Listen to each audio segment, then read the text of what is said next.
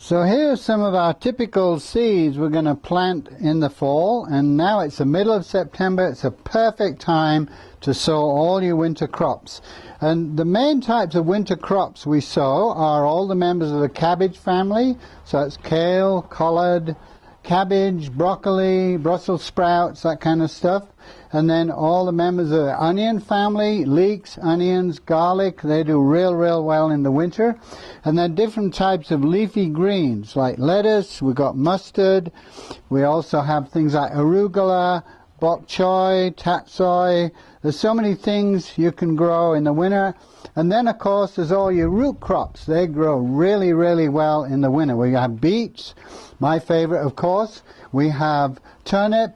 We have all sorts of types of radish, a daikon radish, a regular radish, many types of, carrots, short, long, fat, thin, and those grow really well all winter long, and you can not only eat the greens, you can eat the roots when they're ready.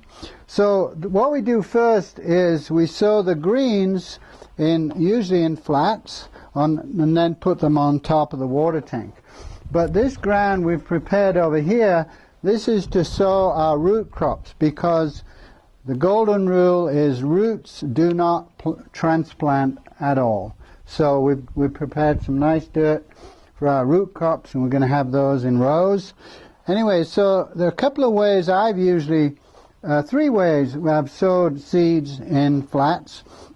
And one is to sow them across the flat like this, and this way, because often you wouldn't want more than half a dozen like cabbages or things like that, things that are, kale. We just sowed some kale. You never need more than 4 or 5 kale plants because they're so productive.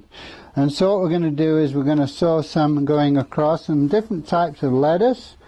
And the critical thing about sowing seeds is to sow them at the right density. And so what I do is I sow them, I put them in my hand and then just drop them like that. And the reason is because if you sow them too thickly, 2 things happen. Firstly, the roots all get intertwined together, so when you transplant them, it damages the roots much more readily. And the other thing is they compete with each other for nutrients, so you get a less of a healthy plant.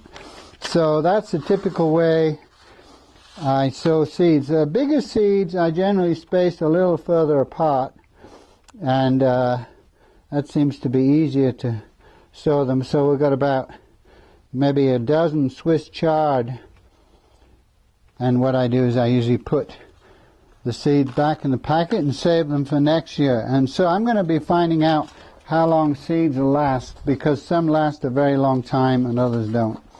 So what was that? That was Swiss chard. There we go, Swiss chard. Okay, the next flat, and so we just continue on that way and then give them a good watering and make sure they stay moist but not overwatered. Now this one I'm going to sow a long ways. So this, we're going to sow different types of seeds, and now we might want to do something that we like a lot of. So we like a lot of lettuce, so we're going to sow quite a few lettuce here, and I'll put the label in ahead of time. And so there we are, just sowing the lettuce like that. Fine, and we put them back. Whoops. There's the lettuce speckles. And then finally, this other flat, once I've firmed these up, and usually cover them with about ½ an inch of soil and firm them down. Now this flat, what I'm going to be doing is this is what we call a mesclun mix. And so this is a mixture of different types of lettuce and also gourmet baby greens. So it's a whole mixture, and what I'm going to do is I'm going to sow this, just broadcast it over the whole flat like that. And again, it's always tempting to over-sow the seeds. You have to resist that very carefully. And then what I do is I get some potting soil and actually put it over the whole flat like that, another handful, and then that fills it up. And then tamp it down gently, and there we go, and water them, and then we put them on the crossbar of the tank, because that's a good place out of the way of anything. And in about 3 weeks they'll be ready to transplant in the soil. And as I said before, what happens is that these things like these peppers, what will happen is the lower leaves will remove the lower leaves, and so the plants down at this level, and yet the peppers are still growing up at this level. So we're growing at all these different levels in the growing dome. So there we are.